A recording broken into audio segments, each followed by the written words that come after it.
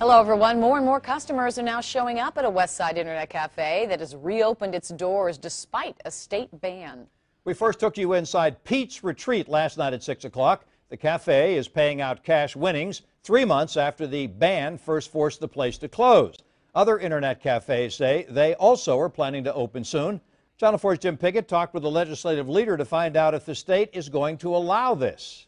So I'm back out here at Pete's Retreat, and you can see it's pretty packed today with people. There weren't a lot here yesterday, but now we wanted to find out if this is something that's going to happen across the city. I went out checking. Vegas Family Fun Zone on Blanding Boulevard is open. It's an internet cafe, but not handing out cash prizes.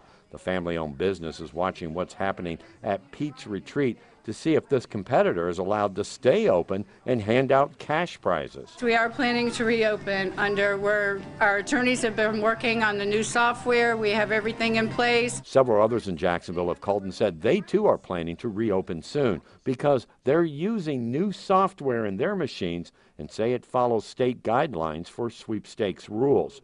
3.5 months ago, the state legislature passed a law which put the internet cafes out of business. State Senator John Thrasher was one of the driving forces. We asked him today about the reopenings. Is it a concern?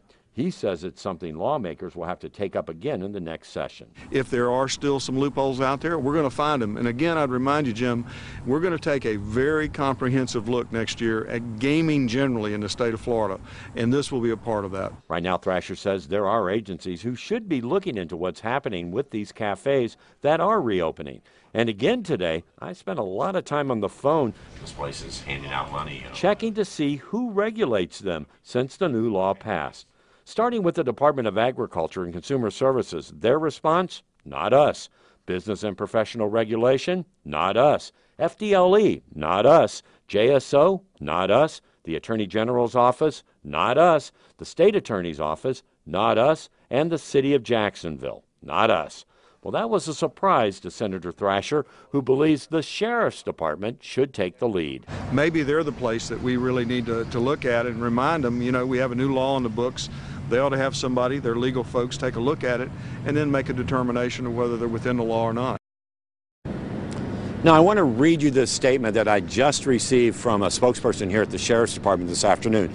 It says, "We want to thank Channel 4 for bringing the reopening of the Cyber Cafe to our attention. I can assure you that we will look into it. Can't expand on the actual investigation actions at any specific locations since they are pending cases." Went on to say, "I cannot comment on any statements made by a business owner claiming to be in compliance by the law." And one thing I understand, too, from talking to somebody in the city that used to regulate these cafes, they're saying that all sides are probably going to get together soon and take another look to see exactly what will happen. And then the legislature, of course, will meet again in the fall. We're live from the Sheriff's Department. Jim Pickett, Channel 4, the local station. Jim, is this going on elsewhere in the state, too? Well, you know, Tom, what I'm hearing is some have opened in South Florida, except they're not giving out cash. They are just giving out prizes. Understand that Jacksonville is one of the first areas where cash is being handed out again. It's kind of like a test market, and everybody's watching to see how the sheriff and others are going to respond. Jim Pickett reporting to us live from downtown. Thank you, Jim.